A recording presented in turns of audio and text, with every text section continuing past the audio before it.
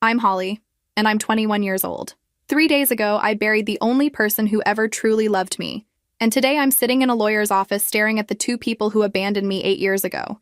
My parents had the audacity to show up for Uncle Richard's will reading after vanishing from my life when I was just 13. They're sitting across from me now, whispering to each other like they have some kind of plan. The moment I walked into this mahogany-paneled office, I knew something was wrong. Dad looked older, grayer around the temples, wearing a suit that had seen better days. Mom sat beside him in a cheap dress, her wedding ring from her second marriage catching the fluorescent light. Neither of them had bothered to attend the funeral, but here they were, ready to claim whatever they thought they deserved. Where are you watching from today? Drop your location in the comments below and hit that like and subscribe button if you've ever felt completely betrayed by the people who were supposed to protect you. You'll definitely want to stick around for what happened next. Let me take you back to where this all started. When I was 13, my world completely fell apart in the span of 2 weeks. Dad packed his bags on a Tuesday morning, mumbling something about needing space and finding himself. He kissed my forehead, promised he'd call, and drove away in his beat-up Honda. That was the last time I saw him until today. Mom handled the divorce about as well as you'd expect. Instead of leaning on me for support or trying to keep our little family together, she immediately started dating. Tony appeared in our lives exactly 3 weeks after Dad left, like he'd been waiting in the wings. Suddenly, Mom was never home. She'd leave for work in the morning and come back late at night, if at all. I remember the first time she didn't come home for 2 straight days. I was 14, sitting at the kitchen table doing homework, when I realized I hadn't seen her since Monday. It was Wednesday night. The refrigerator was empty except for some moldy cheese and expired milk. I'd been living on peanut butter sandwiches and whatever I could scrounge from the pantry. That's when I knew I was completely on my own. At 14, I was washing my own clothes, cooking my own meals, and getting myself to school every day. Mom would breeze through occasionally, usually to grab fresh clothes or ask if I'd seen her phone charger. She looked right through me like I was furniture. The breaking point came when I was 15. Mom disappeared for 4 entire days without a word. I had no money for groceries, no way to reach her, and I was scared. That's when I swallowed my pride and walked the 12 blocks to Uncle Richard and Aunt Helena's house, carrying everything I owned in a backpack. Uncle Richard opened the door, took one look at my face, and immediately knew something was terribly wrong. "Where's your mother, sweetheart?" he asked, pulling me inside where Aunt Helena was waiting with worried eyes and open arms. But that conversation would change everything in ways I never could have imagined. Uncle Richard and Aunt Helena didn't just take me in that night, they went straight to Mom's workplace the next morning to find out what had happened. What they discovered made me realize just how little I meant to my own mother. Turns out, Mom had taken vacation days to go on a romantic getaway with Tony. She'd left me alone for 4 days without telling a single soul where she was going or when she'd be back. When Uncle Richard confronted her supervisor, the woman looked genuinely shocked that a 15-year-old had been left home alone. She never mentioned having a daughter, the supervisor said, according to Uncle Richard. That sentence hit me harder than anything that had happened during the divorce. When Mom finally returned 10 days later, tanned and relaxed from her Caribbean vacation, she found me sitting at Uncle Richard's kitchen table doing homework. She didn't apologize. She didn't even seem surprised. Instead, she sat down across from me and delivered news that would seal my fate forever. "Tony proposed," she announced, like she was sharing the most wonderful news in the world. "We're getting married next month, and I'm moving into his place." She paused, examining her new engagement ring. "But Tony already has his hands full with his own kids visiting on weekends. There's really no room for you." I stared at her, waiting for the punchline or some sign that she was kidding. When neither came, I felt something inside me break completely. "You have 2 choices," she continued matter-of-factly. "You can stay here with Richard and Helena, or you can try to find your father. I honestly don't care which you choose." Uncle Richard, who had been standing in the doorway listening, stepped forward. His face was pale with rage, but his voice remained calm. "Susan, she's your daughter." "And she's 15, Mom replied, standing up and smoothing her skirt. "Almost an adult. She'll be fine." That was it. No custody discussion, no legal arrangements, no emotional goodbye. She kissed my forehead the same way Dad had, promised she'd keep in touch, and walked out of my life. 3 weeks later, I learned from a neighbor that she'd gotten married in a small ceremony at the courthouse. I wasn't invited to my own mother's wedding. Uncle Richard tried reaching out to Dad, hoping to establish some kind of official guardianship arrangement. But Dad had apparently left the country for work and wasn't responding to any attempts at contact. So Uncle Richard and Aunt Helena did what came naturally to them. They welcomed me into their family without hesitation. The difference in my life was immediate and overwhelming. Instead of the cramped apartment where I'd been raising myself, I now lived in their beautiful two-story house with a garden that Aunt Helena tended lovingly. Instead of eating peanut butter sandwiches for dinner, I sat down to home-cooked meals where adults actually asked about my day and listened to my answers. They enrolled me in Westfield Academy, a private school where the other kids carried designer backpacks and talked about family vacations to Europe. At first, I felt completely out of place, but Uncle Richard hired tutors to help me catch up academically, and Aunt Helena made sure I had everything I needed to fit in socially. For the first time in years, I had adults who showed up to parent-teacher conferences, who helped with homework, who remembered my birthday and made it special. Uncle Richard taught me to drive in their Mercedes, patiently letting me practice in empty parking lots until I was confident. Aunt Helena took me shopping for clothes that actually fit and weren't from discount stores. But the most important thing they gave me was something I'd been missing since I was 13, the feeling that I mattered to someone. The transformation wasn't just external. For years, I'd been angry, defensive, and constantly on guard. Under their care, I slowly began to relax and trust again. I made friends at Westfield, joined the debate team, and started planning for college things that had seemed impossible when I was just trying to survive day by day. Still, late at night, I sometimes wondered if Mom ever thought about me. 3 years into my new life, just as I was starting to believe that good things could last, tragedy struck our family. Aunt Helena, who had been my safe harbor through everything, was diagnosed with aggressive ovarian cancer at age 52. The diagnosis came on a random Tuesday in October. Aunt Helena had been experiencing fatigue and stomach pain for months, but she'd attributed it to stress from her job at the local museum. When she finally went to the doctor, the news was devastating. Stage 3 cancer already spread to her lymph nodes. Uncle Richard aged 10 years in the span of that doctor's appointment. I watched this strong, successful man crumble as he tried to process the possibility of losing his wife. But Aunt Helena, true to form, approached her illness with the same grace and determination she brought to everything else. "We're going to fight this," she announced to Uncle Richard and me over dinner that night. "And we're going to make every day count, regardless of what happens." For the next 8 months, our house became a fortress of hope and determination. Uncle Richard rearranged his entire work schedule to drive Aunt Helena to chemotherapy appointments. I took a part-time job after school to help with household expenses, though Uncle Richard insisted it wasn't necessary. We all threw ourselves into supporting Aunt Helena through her treatment. The chemo was brutal. There were days when Aunt Helena couldn't keep food down, when she was too weak to get out of bed, when the normally vibrant woman who had saved my life became a shadow of herself. But she never complained, and she never stopped making sure I felt loved and supported. "Promise me something," she said to me one evening as I sat beside her bed, helping her sip ginger tea. Her hair was gone by then, and she wore a soft pink scarf that Uncle Richard had bought her. "Promise me you'll never settle for less than you deserve. Promise me you'll remember that you're worthy of love and respect, no matter what anyone else tries to tell you." I promised, not realizing at the time that she was preparing me for what was coming. Aunt Helena passed away on a Sunday morning in June, 2 weeks after my 18th birthday. She died peacefully in her sleep, holding Uncle Richard's hand. I found them both that way when I brought breakfast upstairs, Uncle Richard sitting beside the bed, still holding her hand, tears streaming down his face. The funeral was beautiful but heartbreaking. Aunt Helena had planned every detail herself, wanting to spare us the burden of making decisions while grieving. The church was filled with white roses, her favorite flower, and her colleagues from the museum shared stories about her kindness and dedication. But losing Aunt Helena changed Uncle Richard in ways that worried me deeply. The man who had been my rock, who had given me stability and love when my own parents couldn't be bothered, began to withdraw. He stopped eating regularly, lost interest in his business, and spent hours sitting in the garden that Aunt Helena had loved so much. I tried everything I could think of to help him through his grief. I cooked his favorite meals, even though he barely touched them. I sat with him in the evenings, trying to make conversation about anything that might bring him back to the present. I even suggested grief counseling, but he refused to consider it. "I just need time," he would say whenever I expressed concern. "I'll be fine, sweetheart. Don't worry about me." But I could see that he wasn't fine. Uncle Richard was slowly disappearing right in front of me, and I felt powerless to stop it. Have you ever experienced losing someone who was like a parent to you? Drop a comment below and let me know how you got through it. As my senior year at Westfield Academy progressed, I threw myself into my studies and college applications, partly as a distraction from my worry about Uncle Richard. I'd been accepted to several good universities, and Uncle Richard insisted on paying for my education despite his depression. "Helena would want you to have every opportunity," he said when I tried to argue about the expense. "This is what we planned for, what we saved for.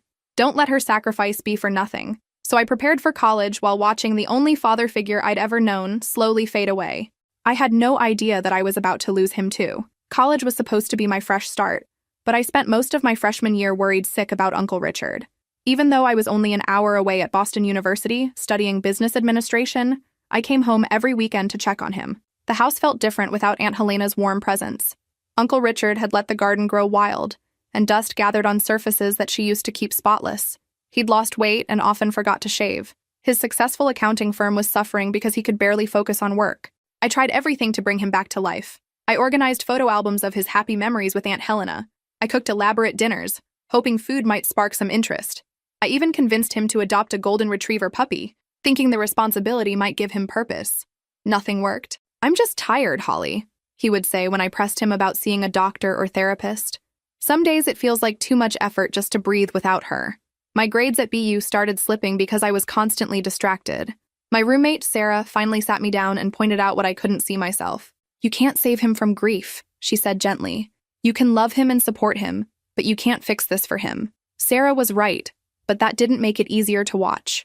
Uncle Richard had saved my life when I was 15, and I desperately wanted to return the favor.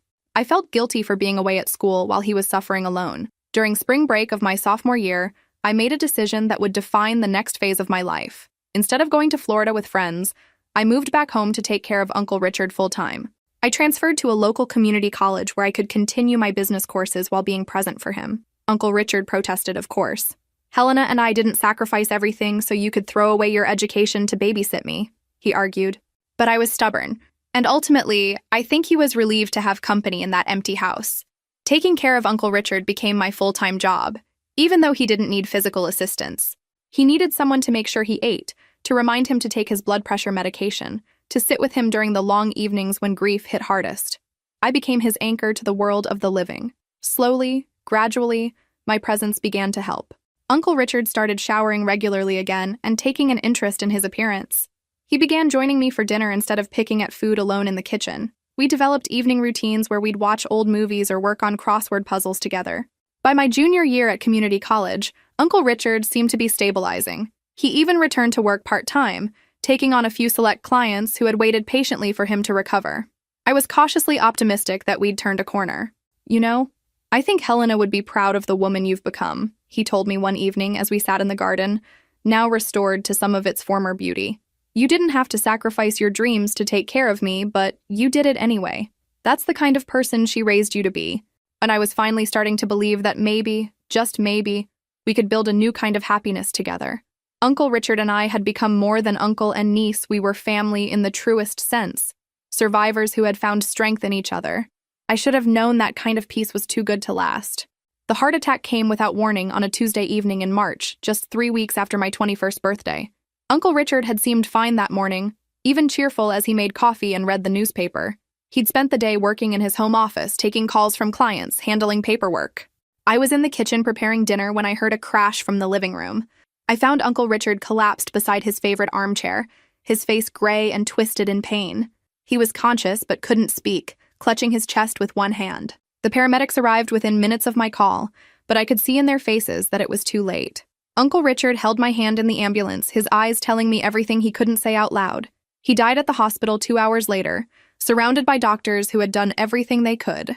Just like that, I was alone again. The days immediately following Uncle Richard's death passed in a blur of funeral arrangements, legal paperwork, and sympathetic casseroles from neighbors I barely knew. I moved through the motions like a robot, making decisions about flowers and music while feeling completely numb inside. The funeral was smaller than Aunt Helena's had been. Uncle Richard had lived a quieter life in his grief, and many of his old friends had drifted away over the past 3 years.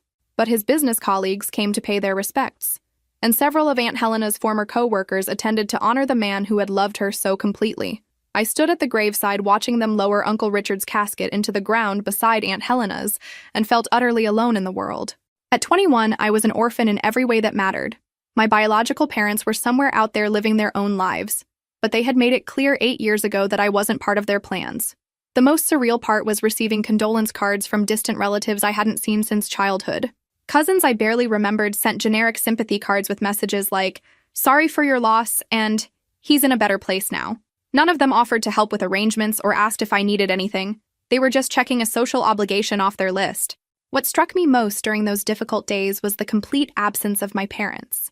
Uncle Richard's death had been announced in the local newspaper, the same paper my parents had grown up reading, but neither of them called, sent flowers, or acknowledged in any way that the man who had raised their daughter had died. Their silence spoke volumes about the kind of people they had become. 3 days after the funeral, I received a call that would change everything. Mr. Brennan, Uncle Richard's attorney, asked me to come to his office for the reading of the will. I assumed it would be a formality. Maybe Uncle Richard had left me a small inheritance or some personal items to remember him by. "Will anyone else be attending?" I asked Mr. Brennan over the phone. "Yes," he replied, his tone oddly formal. "Your father contacted my office yesterday. He'll be present for the reading." My heart nearly stopped. Dad was coming? After 8 years of complete silence, he was suddenly interested in Uncle Richard's affairs? Something about this felt wrong, but I couldn't put my finger on what exactly. "What about my mother?" I asked, though I already suspected the answer. "She'll be there as well," Mr. Brennan confirmed. "The reading is scheduled for Friday at 2 p.m. I spent the next 2 days in a state of anxiety, unlike anything I'd experienced since those early days of abandonment. Why were they coming now? What did they think they were entitled to? And most importantly, how was I going to handle seeing them face to face after all these years? Part of me was curious about what they looked like now, whether they'd changed, if they'd ever regretted their choices. But a bigger part of me was terrified that seeing them would bring back all the pain and insecurity I'd worked so hard to overcome. Uncle Richard and Aunt Helena had rebuilt my self-worth from the ground up. They'd taught me that I was valuable, lovable, worthy of care and attention. But old wounds have a way of reopening when you least expect it, and I was afraid that my parents' presence would undo years of healing. I considered not going to the reading at all. Legally, I didn't have to be there. Mr. Brennan could contact me afterward with any relevant information, but something inside me, maybe curiosity, maybe a need for closure, insisted that I face whatever was coming. On Friday morning, I dressed carefully in the navy blue suit Aunt Helena had helped me pick out for college interviews. She'd always said that how you present yourself tells the world how you expect to be treated. I needed all the confidence I could muster for what lay ahead. As I drove to Mr. Brennan's office, my hands shaking slightly on the steering wheel, I had no idea that I was about to witness the true character of the people who had given me life, but never really been my parents. The moment of truth was finally here. Walking into Mr. Brennan's office felt like stepping into a nightmare I'd thought I'd escaped years ago. There they were, sitting side by side on the leather couch across from Mr. Brennan's desk, my mother and father, together for the first time since their divorce 8 years earlier. Dad looked older, grayer, with deep lines around his eyes that hadn't been there when he left. He wore a suit that had seen better days, and his shoes needed polishing. Mom sat rigidly beside him, wearing what was obviously her best dress but still managing to look somehow cheap. Her wedding ring from Tony caught the light, and I noticed she'd gained weight over the years. Neither of them stood when I entered. Neither of them hugged me or offered condolences for my loss. They barely looked at me at all, instead focusing their attention on Mr. Brennan as if I weren't even in the room. "Now that everyone's here," Mr. Brennan began, adjusting his glasses and opening a thick folder, "we can proceed with the reading of Richard Montgomery's last will and testament." I took a seat in the chair opposite my parents, my heart pounding so loudly I was sure everyone could hear it. The last time I'd been in the same room with both of them was probably my 14th birthday, right before Dad left. Now here we were, reunited by death and apparently money. Mr. Brennan cleared his throat and began reading the formal language of the will. Uncle Richard had been thorough and specific, leaving detailed instructions for his funeral arrangements, charitable donations, and the distribution of his personal effects. But the bulk of the document dealt with his substantial estate. "To my beloved niece, Holly Montgomery, who brought light back into my life during my darkest hours, I leave the entirety of my estate," Mr. Brennan read. "This includes all properties, investments, business assets, and personal belongings. Holly has been the daughter Helena and I never had, and she deserves every opportunity to build the life she chooses." The silence that followed was deafening. I sat there in shock, trying to process what I'd just heard. Uncle Richard had left me everything? His house, his successful accounting firm, his investment portfolio? I'd expected maybe a small inheritance or some keepsakes, not his entire life's work. Dad was the first to break the silence. And when he did, he revealed exactly why he'd bothered to show up after 8 years of absence. "That's impossible," he said, his voice rising. "I'm his blood relative. I'm his brother. There must be some mistake." Mr. Brennan calmly removed his glasses and fixed Dad with a steady stare. "There's no mistake, Mr. Montgomery. The will is quite clear and legally binding. Richard was very specific about his intentions." "But she's just a child," Mom interjected, speaking as if I weren't sitting right there. "She can't possibly manage that kind of responsibility. We're her parents, we should oversee her inheritance until she's mature enough to handle it properly. I found my voice for the first time since entering the office. I'm 21 years old, I said quietly. I'm not a child. Mom looked at me then, really looked at me, for the first time in 8 years. I saw her take in my appearance, the expensive suit, the confident posture, the education and polish that Uncle Richard and Aunt Helena had given me. For just a moment, I thought I saw something that might have been regret flicker across her face, but it was quickly replaced by calculation. Holly, sweetheart, she said, her tone suddenly saccharine, you have to understand that this is a lot of money and responsibility. Your father and I only want what's best for you. We could help you manage everything. Make sure you don't make any costly mistakes. The audacity was breathtaking. After abandoning me completely, after refusing to even attend Uncle Richard's funeral, they had the nerve to suggest that they should control my inheritance. But what happened next would show me exactly what kind of people my parents had become. Dad stood up abruptly, his face flushed with anger and desperation. This is ridiculous, he announced to the room. I'm going to contest this will. Richard wasn't thinking clearly after Helena died. Everyone knows he was depressed. He was obviously manipulated into this decision. His words hung in the air like an accusation, and I felt something cold settle in my chest. He was actually suggesting that I had somehow tricked Uncle Richard into leaving me his estate. The man who had fed me, housed me, educated me, and loved me unconditionally was being portrayed as a victim of my manipulation. Furthermore, Dad continued, warming to his theme, as Richard's only living brother, I have legal standing to challenge this will. Holly's not even a Montgomery by blood, she's Richard's niece through marriage, not a direct descendant. Mr. Brennan's expression grew stern. Mr. Montgomery, I need to stop you right there. First, Richard was absolutely of sound mind when he drafted this will. I have medical documentation to that effect. Second, Holly has been legally part of Richard's household for 8 years. He considered her his daughter in every way that matters. But Dad wasn't finished. He turned to me with an expression I'd never seen before, pure resentment mixed with entitlement. You know, Holly, if you had any decency, you'd recognize that this money rightfully belongs to family, real family. That's when something inside me snapped. The frightened 15-year-old who had begged for scraps of attention from these people was gone, replaced by a young woman who had learned her worth through 8 years of genuine love and support. I stood up slowly, meeting Dad's glare with steady eyes. You're right, I said calmly. This inheritance should go to Richard's real family, the people who loved him, supported him, and stood by him when he needed them most. Dad's face brightened, thinking he'd won. That would be me, I continued. The girl who held his hand through his wife's death, who moved home from college to take care of him, who made sure he ate and took his medication and didn't give up on life completely. Where were you during those 3 years, Dad? Where were either of you? Mom shifted uncomfortably in her seat, but Dad doubled down on his attack. You don't understand the complexity of adult relationships, Holly. There were reasons we couldn't— Stop, I interrupted, my voice growing stronger. Just stop. You abandoned me when I was 13 years old. You chose new lives that didn't include me, and now you want to waltz back in because there's money involved? I turned to address them both, 8 years of suppressed hurt and anger finally finding their voice. You didn't come to Uncle Richard's funeral. You didn't send flowers or a card. You didn't even call to see if I was okay after losing the only parent figures I've had since you both decided I was disposable.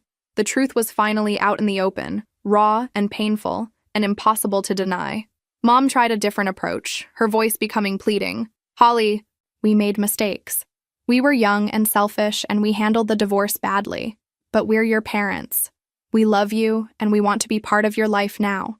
Now, I repeated, letting the words sink in. You want to be part of my life now, when there's something in it for you.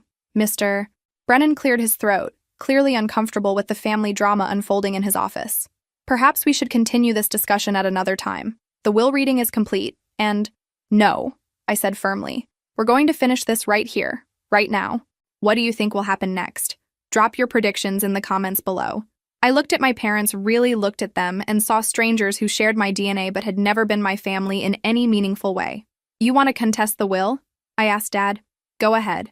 Waste your money on legal fees fighting a document that clearly states Uncle Richard's wishes. But understand this, even if you somehow succeeded, which you won't, I would never share a penny with either of you. The room fell silent, except for the ticking of Mr. Brennan's antique clock. You taught me an important lesson when I was 13, I continued. You taught me that people will disappoint you, that you can't count on anyone, and that love is conditional. Uncle Richard and Aunt Helena spent 8 years teaching me the opposite. They showed me what real family looks like, and it has nothing to do with shared blood. I picked up my purse and headed for the door, but turned back one final time. "Don't contact me again," I said. "Don't call. Don't write. Don't show up at my house. You made your choice 8 years ago, and I'm making mine now." As I walked out of that office, leaving my biological parents behind forever, I felt something I hadn't experienced in years: complete and total freedom. The next few weeks passed in a whirlwind of legal meetings, financial consultations, and paperwork that seemed to multiply exponentially.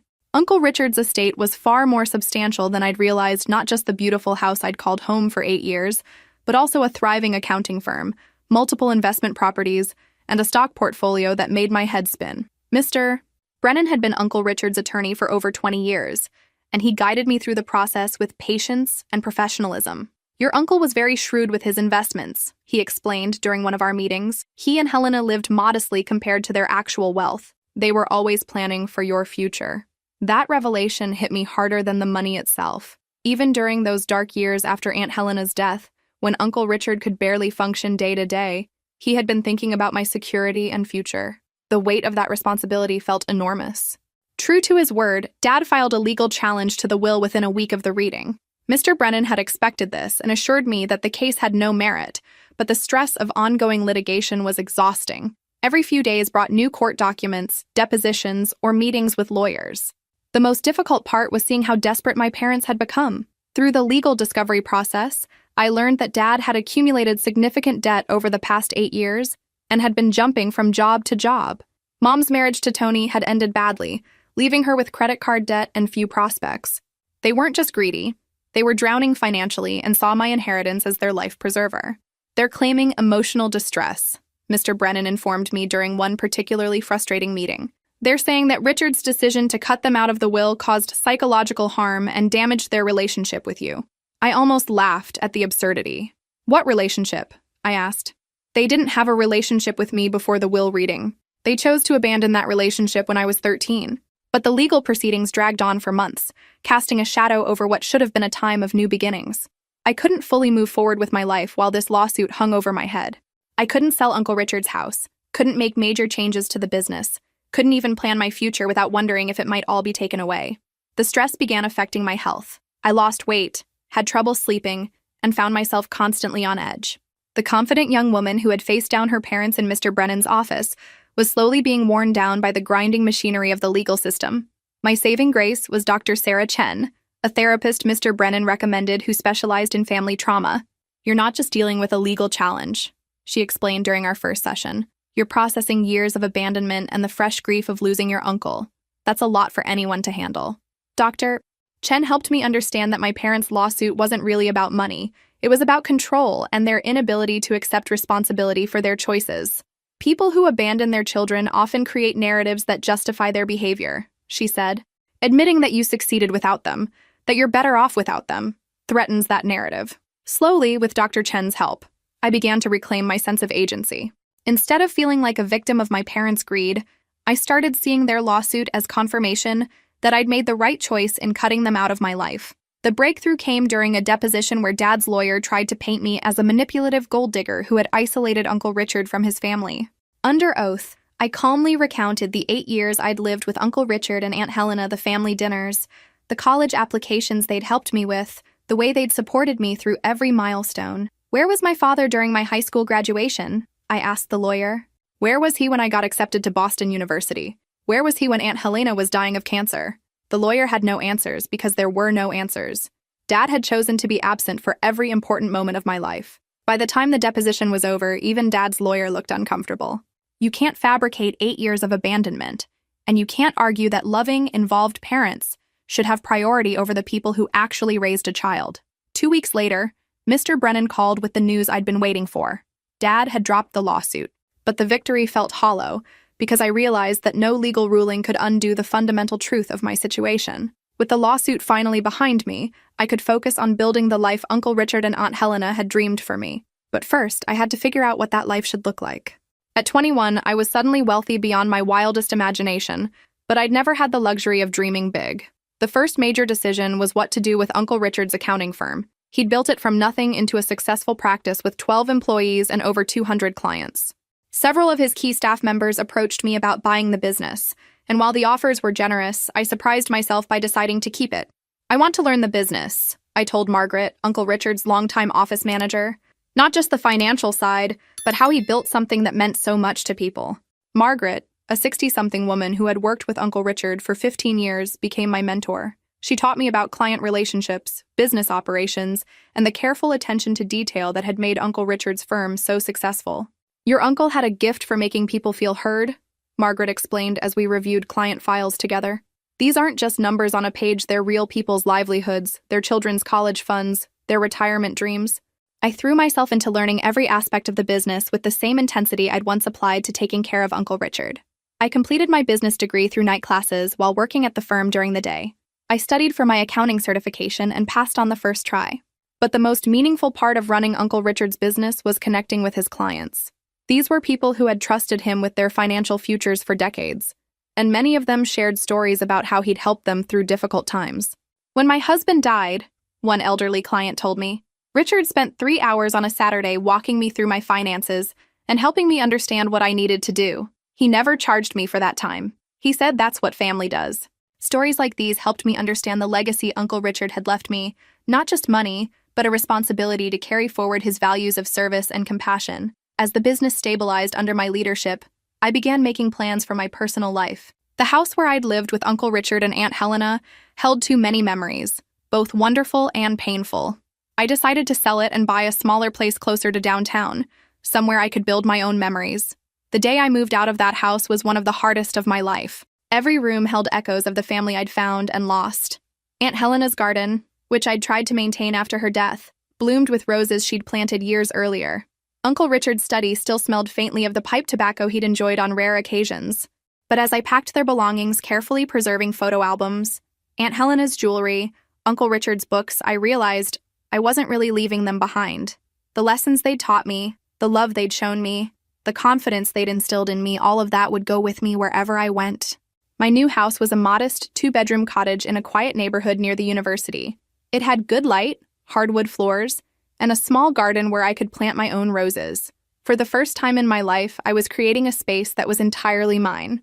The independence was exhilarating and terrifying in equal measure. I'd gone from being abandoned at 13 to being cared for by Uncle Richard and Aunt Helena, and now I was truly on my own. But it was a different kind of alone than I'd experienced as a teenager. This was chosen solitude, backed by financial security and emotional strength. I began dating occasionally, though I was cautious about relationships. Dr. Chen had helped me recognize that my childhood experiences had left me with trust issues, and I was determined not to let those issues control my romantic life. "You have the right to be selective," she reminded me during one of our sessions.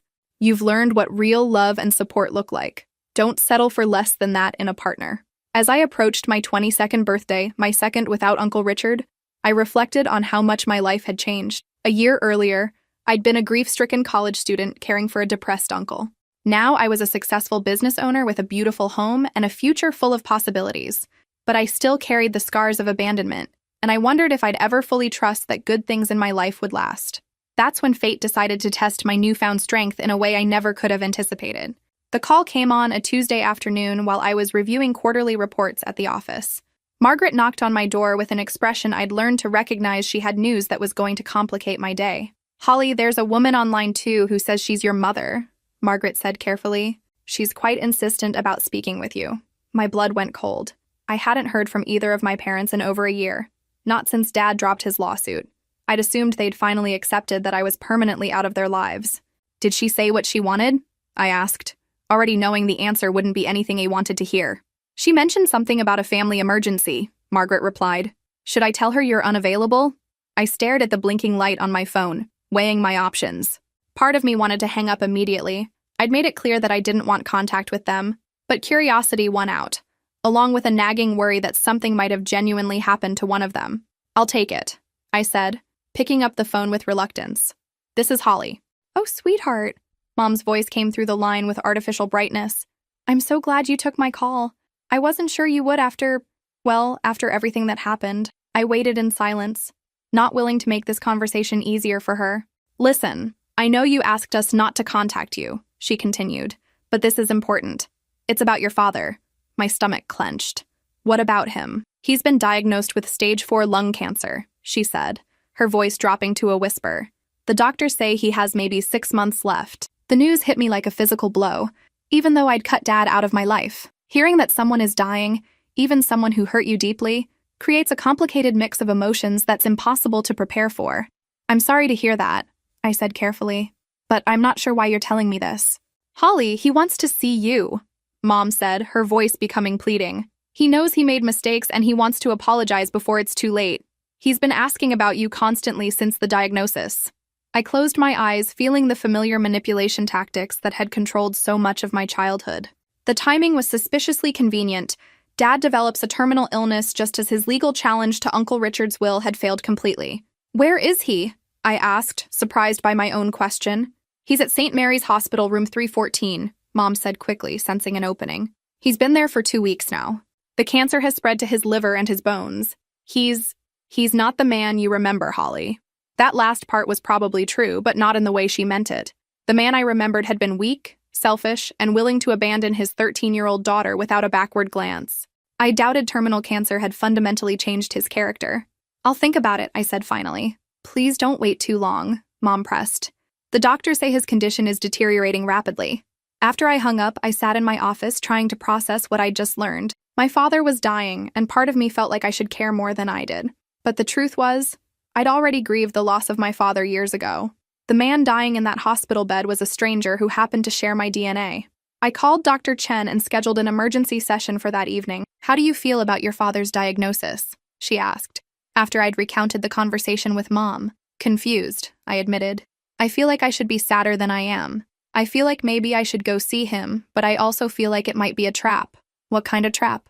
I thought about that for a moment. I think they're hoping that his illness will make me feel guilty enough to let them back into my life. Mom mentioned that he wants to apologize, but they've had 8 years to apologize. Why now? Dr. Chen nodded thoughtfully. People facing death often experience genuine regret, but they also sometimes use their mortality as leverage to get what they want from others. Only you can decide whether you believe your father's desire to see you is genuine. That night, I lay in bed staring at the ceiling, thinking about the father I'd once known. Before the divorce, before the abandonment, he'd been a different person. He taught me to ride a bike, helped me with science fair projects, read bedtime stories when I was small, but those memories felt like they belonged to someone else's life. The question wasn't whether the dying man in room 314 deserved my forgiveness. The question was whether I needed to offer it for my own peace of mind. By morning, I'd made my decision. I drove to St. Mary's Hospital the next afternoon, my hands shaking slightly as I parked in the visitor's lot. I'd chosen to come alone, despite Dr. Chen's suggestion that I might want moral support. This conversation, whatever it turned out to be, needed to happen without witnesses. Room 314 was at the end of a long corridor that smelled of disinfectant and despair. Through the partially open door, I could see a figure lying in the hospital bed, connected to various machines that beeped softly in the background. The man in that bed looked nothing like the father I remembered. Dad had always been tall and broad-shouldered, the kind of man who filled a room with his presence. The person I saw now was gaunt and gray, his skin hanging loose on his bones. His hair, what little remained, was completely white. Cancer had reduced him to a shadow of his former self. I knocked softly on the doorframe. Dad? His eyes opened slowly, and when he saw me, his face transformed with an expression of pure relief and gratitude. Holly, he whispered, his voice rough and barely audible. You came. I stepped into the room but remained near the door, keeping my emotional distance even as I closed the physical gap between us. Mom said you wanted to see me. Sit down, please, he said, gesturing weakly toward the chair beside his bed. I have so much I need to say to you. I remained standing. I'm listening. Dad struggled to sit up straighter, wincing with pain from the effort. I know I have no right to ask for your forgiveness, he began, but I need you to know how sorry I am for what I did to you, for what we both did. The apology I'd waited 8 years to hear was finally coming, but it felt hollow now. Too little. Too late. I was a coward, he continued, his voice gaining strength as he spoke. When your mother and I divorced, I was so angry and hurt that I couldn't think straight. I convinced myself that you were better off without me, that starting fresh meant leaving everything behind. Including your daughter, I said quietly. Including my daughter, he admitted, tears beginning to form in his eyes. The biggest mistake of my life. I studied his face, looking for signs of manipulation or self-serving manipulation. What I saw instead was genuine anguish, The regret of a man who'd realized too late the magnitude of his failures. "Do you know what the hardest part was?" I asked, my own voice becoming emotional despite my efforts to stay detached. "It wasn't that you left. It was that you never looked back. Never called, never wrote, never showed any interest in whether I was alive or dead." Dad closed his eyes, unable to meet my gaze. "I told myself you were angry and didn't want to hear from me. I told myself that Uncle Richard and Aunt Helena could give you things I couldn't. I made 1,000 excuses because facing the truth was too painful." "What truth?" "That I abandoned my daughter because I was too weak to handle my own problems," he said, opening his eyes to look directly at me. "That I chose the easy path instead of fighting for you." The admission hung between us like a bridge I wasn't sure I wanted to cross.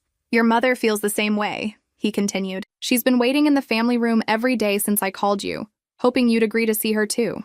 That revelation surprised me. Mom was here? She'd been coming to the hospital daily, waiting for a chance to see me? "She's as broken as I am about what we did," Dad said.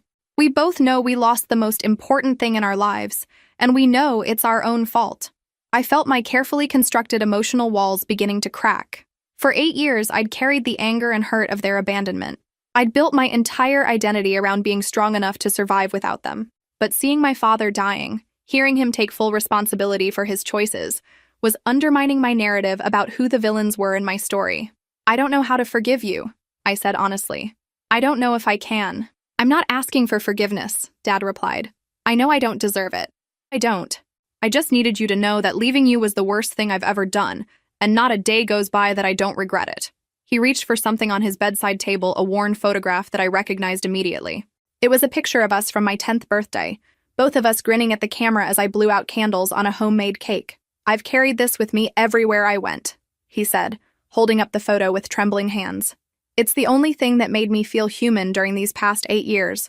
The sight of that photograph evidenced that I'd mattered to him even when he'd acted like I didn't finally broke through my defenses. Tears I'd been holding back for years began to flow. "I needed you," I whispered. "When Aunt Helena died, when Uncle Richard was falling apart, when I felt completely alone in the world, I needed my father." "I know," he said, his own tears falling freely now. "I failed you when you needed me most, and I'll regret that until the day I die." We sat in silence for several minutes, both of us crying for different reasons. Dad was mourning the relationship he'd thrown away. I was grieving the father I'd lost twice, once to divorce and abandonment, and now to cancer. Finally, I pulled the chair closer to his bed and sat down. "Tell me about these 8 years, I said. "Tell me what happened to you after you left." What followed was the most honest conversation I'd ever had with my father. Dad's story was exactly what I'd expected, and somehow more tragic than I'd imagined. After leaving our family, he'd moved to Phoenix, chasing a job opportunity that turned out to be far less promising than advertised. He'd bounced from one city to another, one relationship to another, one job to another, never staying anywhere long enough to build a real life. "I was running from my guilt," he explained, his voice weak but steady. "Every time I started to settle somewhere, I'd remember what I'd done, and I'd convince myself I needed a fresh start somewhere else." The pattern had continued for years. He'd had a brief marriage in Denver that ended when his wife realized he was emotionally unavailable. He'd started a business in Seattle that failed because he couldn't focus on anything long enough to make it succeed. He'd developed a drinking problem that cost him several jobs and most of his savings. "I kept telling myself I'd get my life together and then come find you," he said. "But the more time passed, the more impossible it seemed." "How do you explain to your daughter that you've been gone for 3 years, for 5 years, for 8 years?